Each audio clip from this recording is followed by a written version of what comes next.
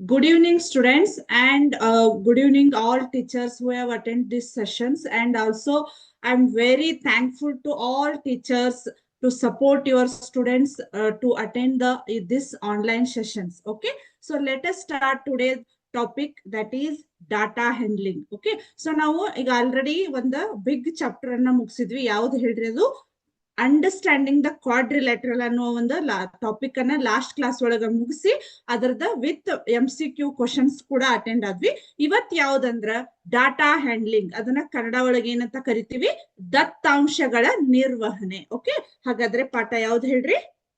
Data handling. Data handling. Okay,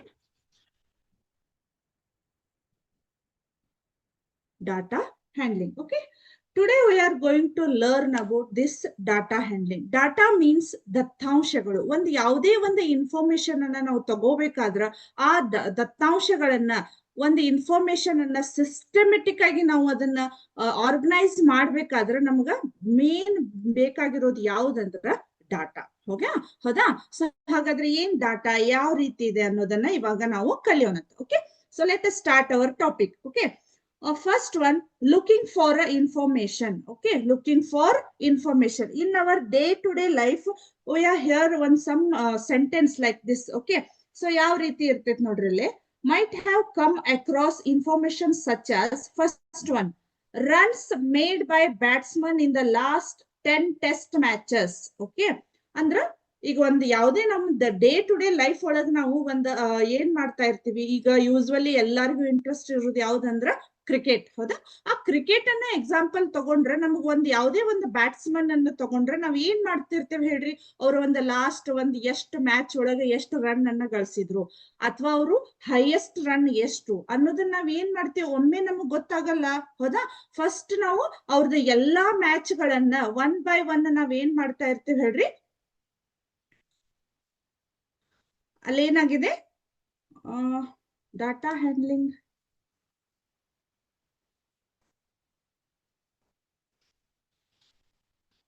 data handling correct ಇದೆಯಲ್ಲ? Handling correct ಇದೆ, sorry data handling. Okay, thank you sir. L miss ಆಯ್ತು, sorry sir. Data handling. Okay, so ಅದು ಕೂಡಿಸಿ ಬರಿಬೇಕಾದ್ರೆ miss ಆಗಿತ್ತು. Okay, thank you sir, thank you sir. Data handling. Okay, data handling ಅಂತಂದ್ರೆ ಇಲ್ಲಿ ನಾವು ಏನ್ ಮಾಡ್ತೀವಿ, ಡೇ ಟು ಡೇ ಲೈಫ್ ಅಲ್ಲಿ ಒಂದಿಷ್ಟು ಎಕ್ಸಾಂಪಲ್ಸ್ ಗಳನ್ನ ನಾನು ಹೇಳ್ತೀನಿ. ಆ ಎಕ್ಸಾಂಪಲ್ಸ್ ಗಳಿಂದ ನಮ್ಗೆ ಏನ್ ಆಗ್ತೈತಿ, ಫಸ್ಟ್ ಒನ್ ನಾವು ಯಾವ ರೀತಿ ಅಲ್ಲಿ ಇನ್ಫಾರ್ಮೇಶನ್ಸ್ ಗಳನ್ನ ಕಲೆಕ್ಟ್ ಮಾಡ್ತೀವಿ ಅನ್ನೋದನ್ನ ನೋಡೋಣ. ಹೌದಾ?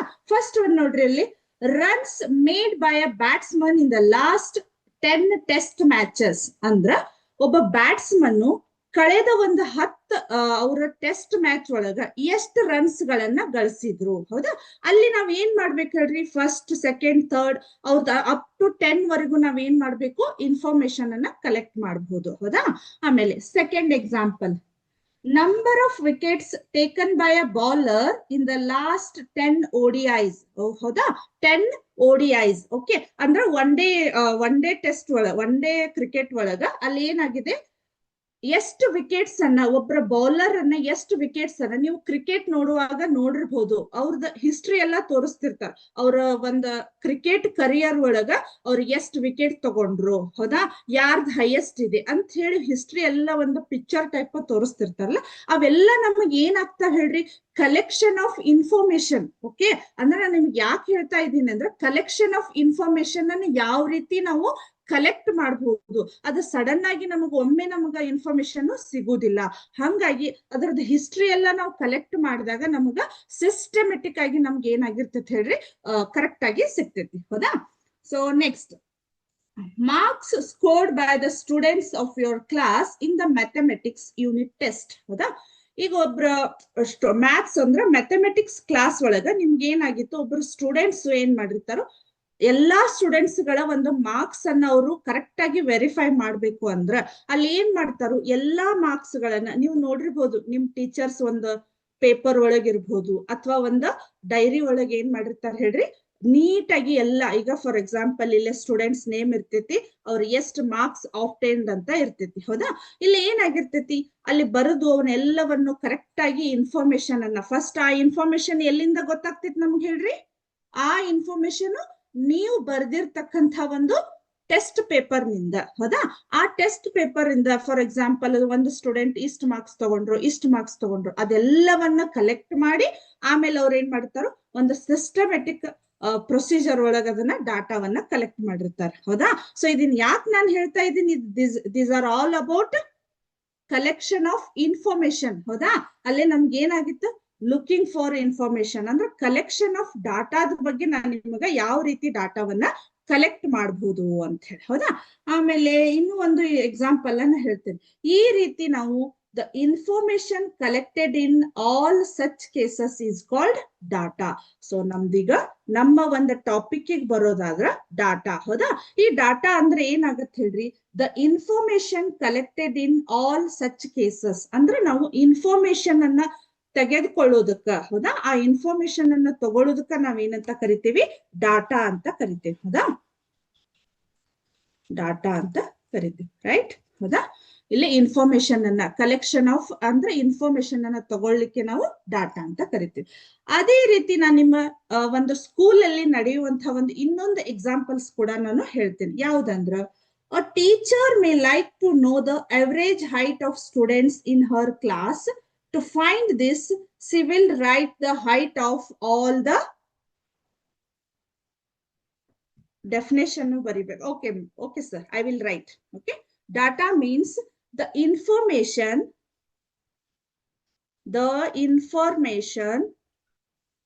okay, the information collected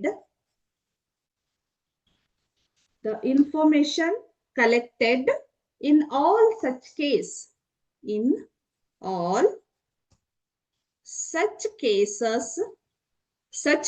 means I have already given such examples like batsman history, bowler history. Okay, so information collected in all such cases is called data.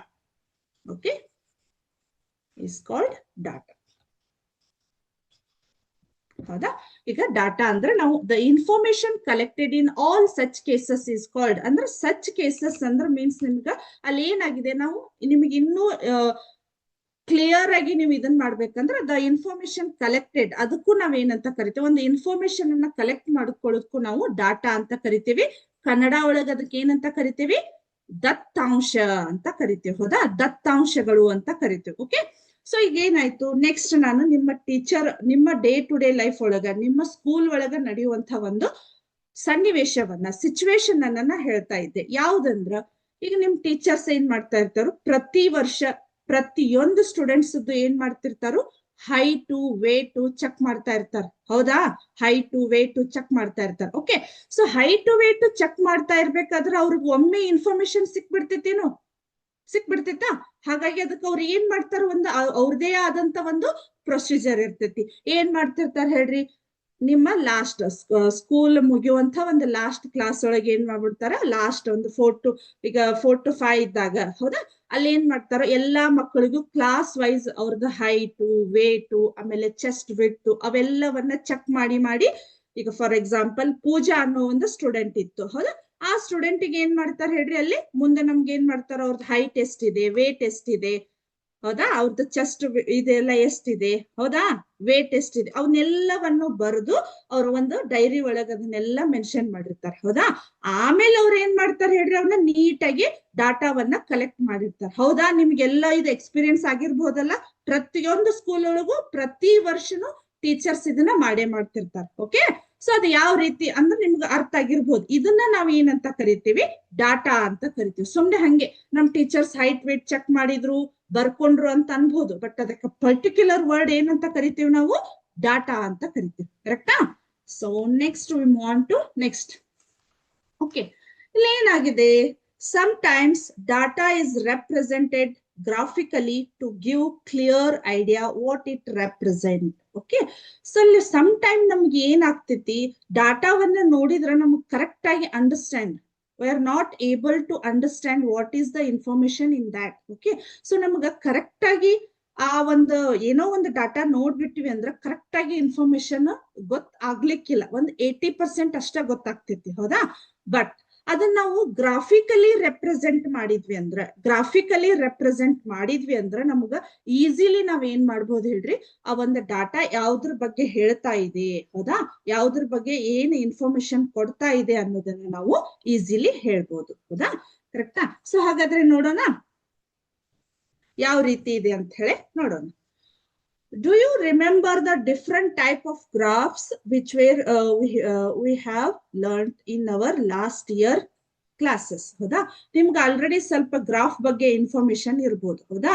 First graph ಬಗ್ಗೆ, ನೀವು graph ಅಂದ್ರೆ ಏನ್ ಮಾಡ್ಬಿಡ್ತೀರಿ, just ಈ ರೀತಿ line ಇರ್ಬೋದು, ಅಥವಾ ಈ ರೀತಿ ಲೈನ್ ಇರ್ಬೋದು, ಅಥವಾ ಈ ರೀತಿ ಲೈನ್ ಇರ್ಬೋದು ಅಂತ ನೀವು ಅಂಡರ್ಸ್ಟ್ಯಾಂಡ್ ಮಾಡ್ಕೊತೀರಿ. ಬಟ್ ಅಲ್ಲಿ ಏನಾಗಿದೆ ನಮ್ಗ, ಥ್ಯಾಂಕ್ ಯು ಸರ್, ರೆಸ್ಪಾನ್ಸ್ ಬರ್ತಾ ಇದೆ, 3 types of data handling. Okay, so ಅಲ್ಲಿ ಏನಾಗಿದೆ, ನಮ್ಗ ಗ್ರಾಫ್ ಅನ್ನೋದಷ್ಟೇ ನಮ್ಗೆ ಕಾನ್ಸೆಪ್ಟ್ ಗೊತ್ತಿದೆ, ಹೌದಾ? ಬಟ್ ನಮ್ಗೆ ಏನಾಗ್ತಿದೆ ಅದರಲ್ಲಿ ನಮ್ಗ ಆಯಾ ಒಂದು ಇದಕ್ ತಕ್ಕ ಹಾಗೆ ನಮ್ಗೆ ಏನಾಗಿದೆ, ನಮ್ಗ ಗ್ರಾಫ್ಸ್ ಗಳ ಅದರದ ಡಿಫ್ರೆಂಟ್ ನೇಮ್ಸ್ ಇದಾವೆ, ಹೌದಾ? So today we are going to learn one by one. Okay, so first one is pictograph, ಹೌದಾ? First one is pictograph. Kannada ಒಳಗೆ ಏನಂತ ಕರಿತೀವಿ? ಪಿಕ್ಟೋಗ್ರಾಫ್. ಓಕೆ, ಚಿತ್ರ ನಕ್ಷೆ ಅಂತ ಕರಿತೀವಿ, ಹೌದಾ? ಕನ್ನಡ ಒಳಗೆ ಇದಕ್ಕೆ ಏನಂತ ಕರಿತೀವಿ? ಚಿತ್ರ ನಕ್ಷೆ, ಪಿಕ್ಟೋಗ್ರಾಫ್, ಹೌದಾ? ಪಿಕ್ಟೋಗ್ರಾಫ್, ಚಿತ್ರ ನಕ್ಷೆ ಅಂತ ಕರಿತೀವಿ. ನೆಕ್ಸ್ಟ್ ಬಾರ್ ಗ್ರಾಫ್ ಅಂತ ಇದೆ, ಹೌದಾ? ಬಾರ್ ಗ್ರಾಫ್ ಅಂತ ಇದೆ, right? Next double graph. Thank you sir. Double graph ಅಂತ ಇದೆ, ಹೌದಾ? ಡಬಲ್ ಬಾರ್ ಗ್ರಾಫ್ ಅಂತ ಇದೆ, ಹೌದಾ? ನೆಕ್ಸ್ಟ್ ಯಾವುದು? ಪೈ ಗ್ರಾಫ್ ಅಂತ ಇದೆ, ಹೌದಾ? ಪೈ ಗ್ರಾಫ್ ಅಂತ ಇದೆ,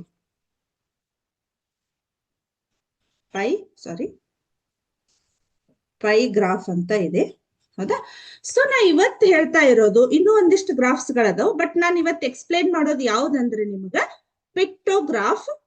ಸ್ವಲ್ಪ ನಮ್ಗೆ ಇನ್ನು ಟೈಮ್ ಇತ್ತಂದ್ರೆ ನಾನು ಬಾರ್ ಗ್ರಾಫ್ ಅನ್ನ ಎಕ್ಸ್ಪ್ಲೇನ್ ಮಾಡ್ತೇನೆ, ಯಾಕಂದ್ರೆ ನನಗೆಲ್ಲ ಪಿಕ್ಟೋಗ್ರಾಫ್ ಅನ್ನ ನಾನು ಎಕ್ಸ್ಪ್ಲೇನ್ ಮಾಡ್ತೇನೆ, ಹೌದಾ? ಸೊ ಅದ ಹೇಗಿರುತ್ತೆ, ಯಾವ ರೀತಿ ಅದನ್ನ ನಾವು ಅದ್ರ ಮೇಲೆ ಇನ್ಫಾರ್ಮೇಶನ್ ಅನ್ನ ಕಲೆಕ್ಟ್ ಮಾಡ್ಬೋದು ಅನ್ನೋದನ್ನ ನಾನು ಇವತ್ತು ಹೇಳ್ತೇನೆ, ಹೌದಾ? ಪಿಕ್ಟೋಗ್ರಾಫ್, ಹೌದಾ? ಸೊ ಇದನ್ನೆಲ್ಲ ಒನ್ ಬೈ ಒನ್ ಕಲ್ತಾ ಹೋಗೋಣಂತ ಈ ಟಾಪಿಕ್ ಒಳಗೆ, ಹೌದಾ? So let us start our pictograph, ಹೌದಾ? ಸೊ ಫಸ್ಟ್ ನಾನು ಏನ್ ಮಾಡ್ತೇನೆ, ನಿಮ್ಮ ಟೆಕ್ಸ್ಟ್ ಬುಕ್ ಒಳಗೆ ಕೊಟ್ಟಿರುವಂತ ಒಂದು ಎಕ್ಸಾಂಪಲ್ ಅನ್ನ ಕೊಡ್ತೀನಿ, ಹೌದಾ? ಸೊ ನಿಮ್ಮ ಬುಕ್ಸ್ ಇದ್ರೆ ನೀವು ನೋಡ್ಬೋದು, ನಾನು ಅದ್ರ ಜೊತೆಗೆ ಸಿಮ್ಯುಲೇಷನ್ ಅನ್ನು ತೋರಿಸ್ತೀನಿ. ಬಟ್ ನಿಮ್ಮ ಬುಕ್ಸ್ ಒಳಗಿದ್ರೆ ನಿಮ್ಗೆ ಅದರದ್ದು ಎಕ್ಸಾಂಪಲ್ ತಗೊಂಡು ನಾನು ಎಕ್ಸ್ಪ್ಲೇನ್ ಮಾಡಿ ಮತ್ತೆ ನಿಮಗೆ ಹೇಳ್ತೇನೆ, ಹೌದಾ? ಸೊ ಪಿಕ್ಟೋಗ್ರಾಫ್, ಚಿತ್ರ ನಕ್ಷೆ ಅಂದ್ರೆ ಆ ಚಿತ್ರದ ಮುಖಾಂತರ ನಾವು ಇನ್ಫಾರ್ಮೇಶನ್ ಅನ್ನ, ಅದು ಯಾವ ಡಾಟಾವನ್ನ ಕೊಟ್ಟಿದಾರೋ ಅನ್ನೋದನ್ನ ನಾವು ಈಸಿಲಿ ಫೈಂಡ್ ಔಟ್ ಮಾಡಬಹುದು, ಹೌದಾ? ಸೊ ಹಾಗಾದ್ರೆ ಅಲ್ಲಿ ಏನಾಗಿದೆ ನಾನು ನಿಮ್ಗ ತೋರಿಸ್ತೇನೆ. ಇಲ್ಲೇ ಜುಲೈ ಅಂತ ಬರ್ದಿದಾರೋ, ಹೌದಾ? ಜುಲೈ, ಆಗಸ್ಟ್, ಹೌದಾ? ನಿಮ್ಮ ಟೆಕ್ಸ್ಟ್ ಬುಕ್ ಒಳಗಿದೆ ನೋಡ್ರಿ, ಆಗಸ್ಟ್, ಅದ್ರ ನೆಕ್ಸ್ಟ್ ಸೆಪ್ಟೆಂಬರ್ ಅಂತ ಇದೆ, ಹೌದಾ? ಅಲ್ಲಿ ಏನಾಗಿದೆ, ಕಾರ್ ಚಿತ್ರಗಳನ್ನ ಕೊಟ್ಟಿದ್ದಾರೆ. ನಾನು ಜಸ್ಟ್ ಕಾರ್ ಚಿತ್ರವನ್ನ ತೆಗೆಯೋದಿಲ್ಲ, ಜಸ್ಟ್ ಒಂದು ರೌಂಡ್ ಮಾಡ್ತಾ ಇದ್ದೀನಿ, ಹೌದಾ? I can draw only just this half ಇದೆ, ಹೌದಾ? ಹಾಫ್ ಅಂತ ಕನ್ಸಿಡರ್ ಮಾಡ್ರಿ ಇದನ್ನ. ನೆಕ್ಸ್ಟ್ ಅಲ್ಲಿ ಏನಾಗಿದೆ, 1 ಕಾರ್ ಇಸ್ ಈಕ್ವಲ್ ಟು 100 ಅಂತ ನಾವು ಕನ್ಸಿಡರ್ ಮಾಡ್ಬೇಕು, ಹೌದಾ? ಡಾಟಾ ಇಲ್ಲಿ 0 ಅನ್ನ ನಾವ್ ಏನ್ ಮಾಡ್ಬೇಕು, ಇದನ್ನ 0 ಅಂದ್ರೆ ನಾ ಜಸ್ಟ್ ಒಂದು ಡಯಾಗ್ರಾಮ್ ಅನ್ನ ತೆಗ್ದಿದ್ದೇನೆ, ಹೌದಾ? ನಿಮಗೆ ಇಲ್ಲಿ ಸಿಮ್ಯುಲೇಷನ್ ಒಳಗೆ ತೋರಿಸ್ತೀನಿ. ಓಕೆ, ಸೊ ಇಲ್ಲಿ ಏನಾಯ್ತು, 100 ಅಂತ ಕನ್ಸಿಡರ್ ಮಾಡ್ಬೇಕು, ಹೌದಾ? ಸೊ ಇದ್ರದ್ದು ಒಂದು ಇನ್ಫಾರ್ಮೇಶನ್ ಅನ್ನ ಯಾವ ರೀತಿ ಕ್ವಶನ್ ಕೇಳಿದಾರು, ಹೌದಾ? ಒಂದು ಕ್ವಶನ್ ಅನ್ನ ನಾನು ನಿಮ್ಗ ಹೇಳ್ತೇನೆ ನೋಡ್ರಿ. ಫಸ್ಟ್ ಕ್ವಶನ್ ಏನಿದೆ, how many cars were produce in the month of July, ಹೌದಾ? How many cars were produced in the month of July? ಈ ಜುಲೈ ಒಳಗೆ ಏನಾಗಿದೆ, ಎಷ್ಟು ಕಾರ್ಗಳನ್ನ ಉತ್ಪಾದನೆ ಮಾಡಿದಾರ, ಪ್ರೊಡ್ಯೂಸ್ ಮಾಡಿದಾರ ಅಂತ ಇದೆ. ಹೌದಾ? ಸೊ ಅಲ್ಲಿ ನಮಗೊಂದು ಕಂಡೀಷನ್ ಏನಿದೆ, ನಿಮ್ಗೆ ಮತ್ತೆ ಕನ್ಫ್ಯೂಸ್ ಆಗ್ಬೋದು. ಅಲ್ಲಿ ತೆಗ್ದಿರುವಂತಹ ಚಿತ್ರಣ ಬೇರೆ ಇದೆ. ಹೌದಾ? ಕರೆಕ್ಟಾ? ಇದು ಸ್ವಲ್ಪ ಇದೆ, ಹಾಫ್ ಇದೆ. ಓಕೆ, ಸೊ ಇಲ್ಲೇ ನಮ್ಗೆ ಏನಾಗಿದೆ, ಒಂದು ಕಾರನ್ನ ನಾವು 100 ಅಂತ ಕನ್ಸಿಡರ್ ಮಾಡ್ತಾ ಇದೀವಿ. ಹೌದಾ? ಸೊ ಈಗ ಅವ್ರ ಕ್ವಶನ್ ಏನಿದೆ, how many cars were produce in the month of July. Okay, so 100 plus 100 plus ಇದು ಹಾಫ್ ಇದೆ. ಹೌದಾ? ಹಾಫ್ ಮೀನ್ಸ್ ಎಷ್ಟಾಯ್ತು?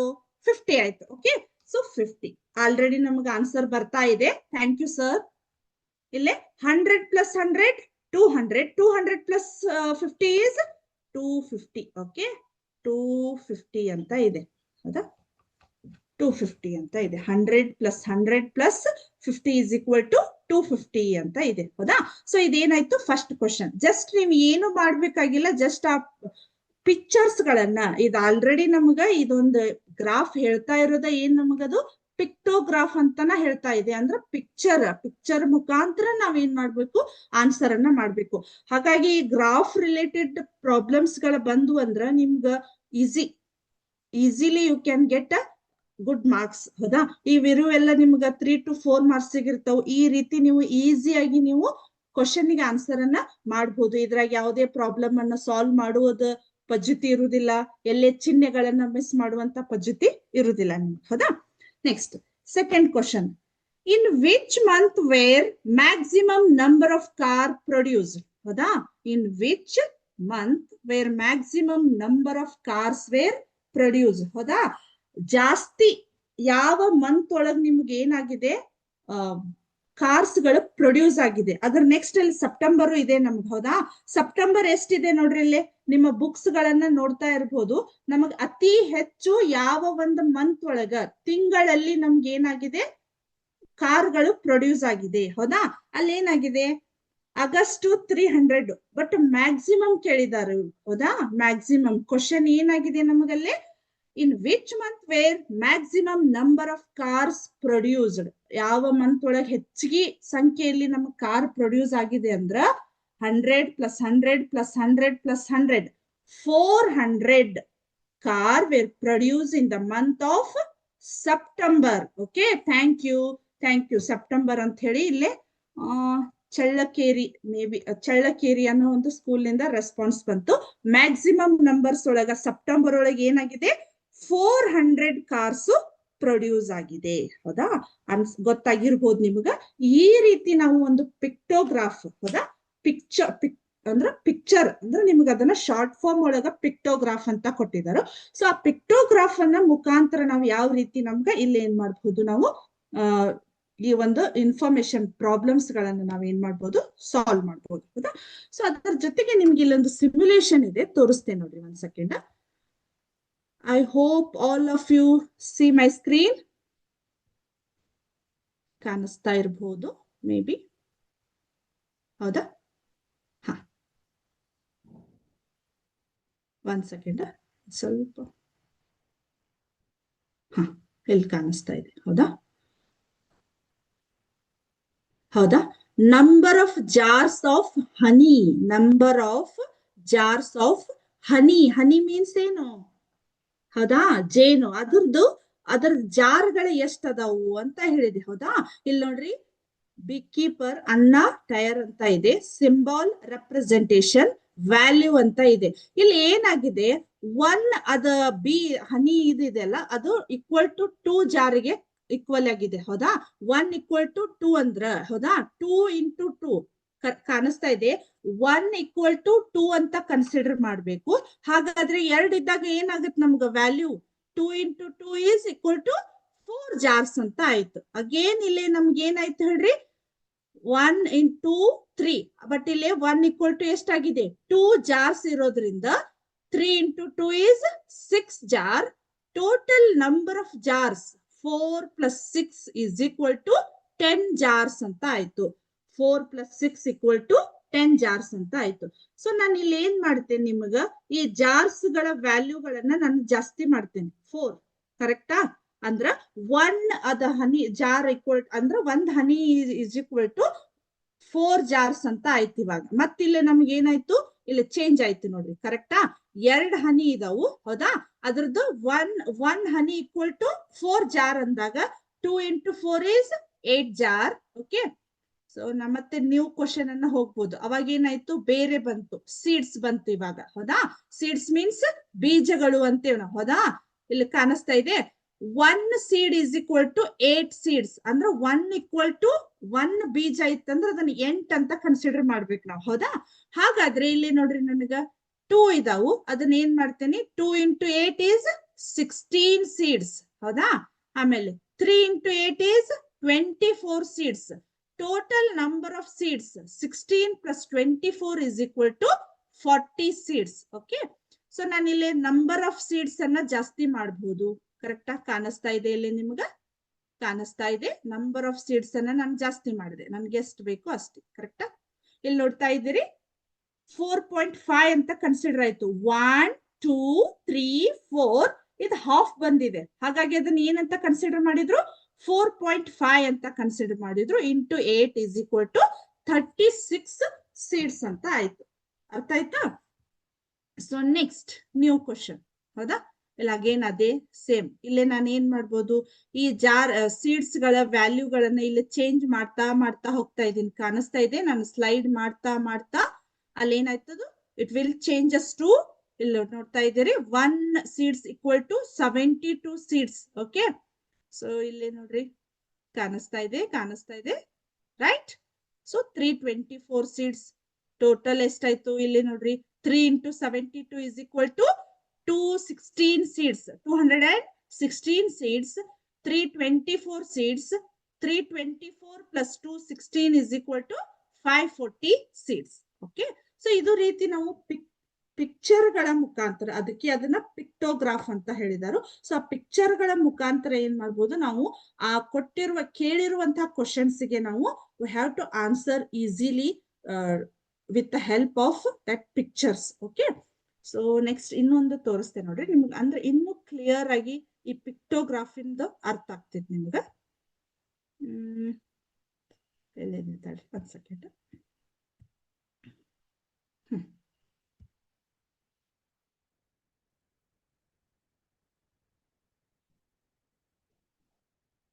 Question number 1, get ready. ಕಾಣಿಸ್ತಾ ಇದೆ, which toy was sold the most, ಹೌದಾ? Which toy was sold the most ಅಂದ್ರ ಅತಿ ಹೆಚ್ಚು ಏನಂತಾರ, ಆಟಿಕೆ ಸಾಮಾನ ಮಾರಾಟವಾಗಿದ್ದಂಥದ್ದು ಯಾವ್ದು ನೋಡ್ರಿ? ಅಲ್ಲೇ ಮೋಟಾರ್ ಬೈಕ್ ಇದೆ, ಡಾಲ್ಸ್ ಇದೆ, ಡಕ್ ಇದೆ, ಕಾರ್ಸ್ ಇದೆ, ಹೌದಾ?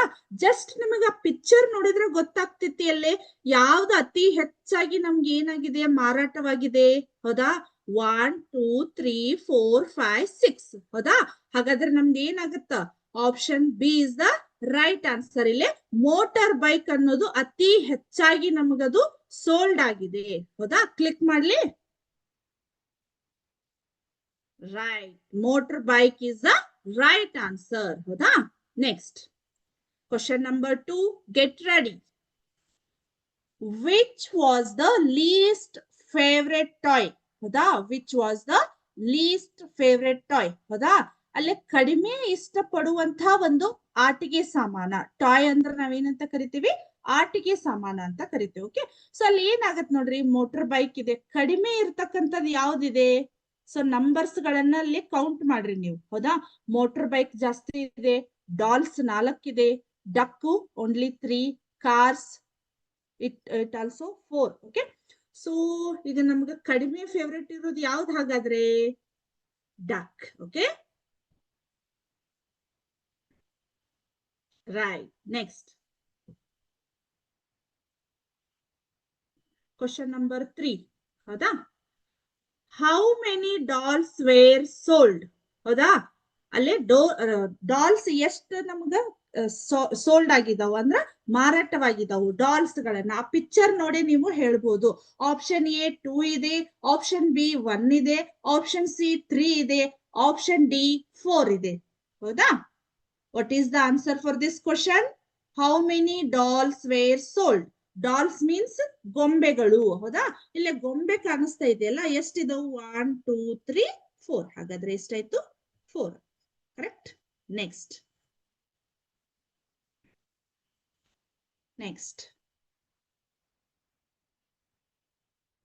ಹೌದಾ? ಅಲ್ಲಿ ನೋಡ್ರಿ, how many motor bikes were sold?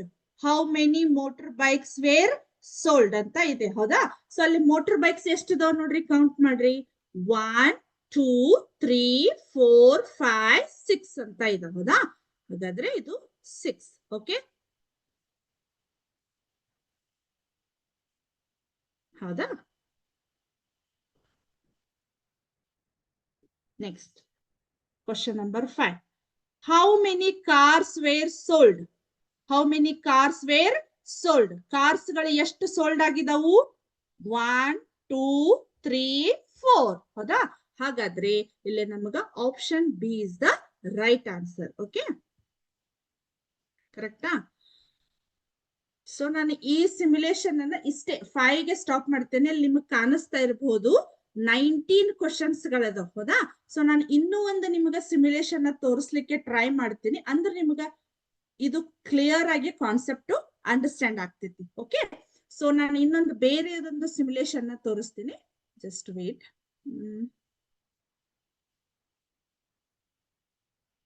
One second. I hope all of you see my screen. Okay, so let's start. ಇಲ್ಲಿ ನೋಡ್ರಿ, ಏನಾಗಿದೆ, ಇಲ್ಲಿ ಕಲರ್ಸ್ ಇದೆ. ರೆಡ್, ಹೌದಾ? ಆಮೇಲೆ ಬ್ಲೂ ಇದೆ, ಆಮೇಲೆ ಗ್ರೀನ್ ಇದೆ, ಆಮೇಲೆ ಯೆಲ್ಲೋ ಇದೆ, ಆಮೇಲೆ ಪಿಂಕ್ ಇದೆ. ಓಕೆ, ಸೊ ಇಲ್ಲಿ ಏನಾಗಿದೆ, how many childrens choose pink ಅಂತ ಇದೆ. ಅದಕ್ಕಿಂತ ಮುಂಚೆ ನಾವು ಸ್ವಲ್ಪ ಇಲ್ಲಿ ಕೇರ್ಫುಲ್ ಆಗಿರ್ಬೇಕು. ಒಂದೊಂದ್ ಕಲರ್ ಆಗಿ ಏನಾಗಿದೆ, ನಮ್ಗ 2 ಚಿಲ್ಡ್ರನ್ ಅಂತ ನಾವು ಕನ್ಸಿಡರ್ ಮಾಡ್ಬೇಕು. ರೈಟ್?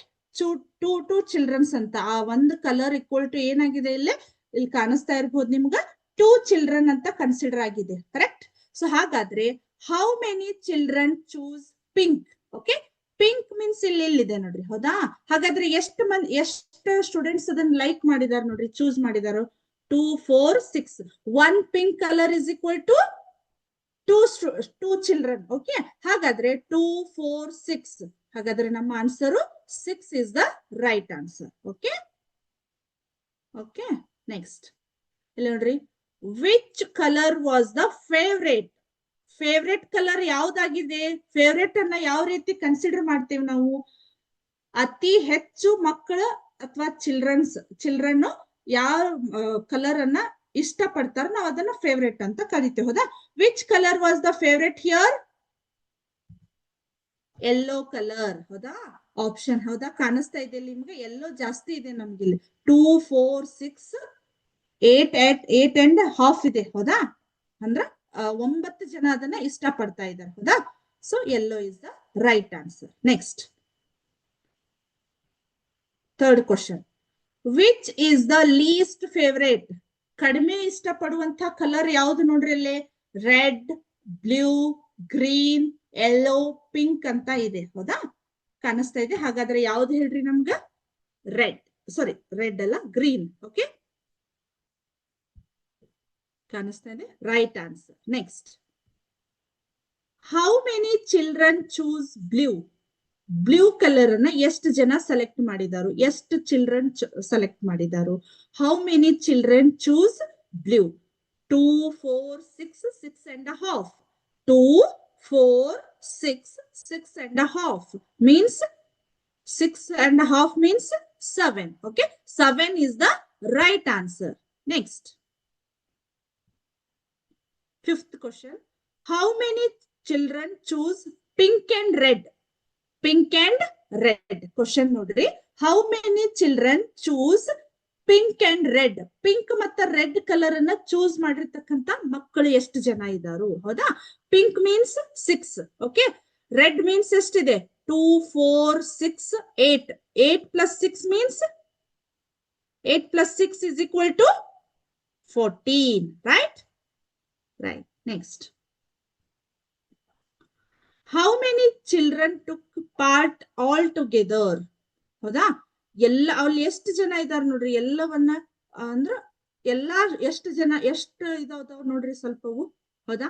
ಇಲ್ಲಿ ನೋಡ್ರಿ, ಇದು 2 4 6 8 ಇದಾವು. ಹೌದಾ?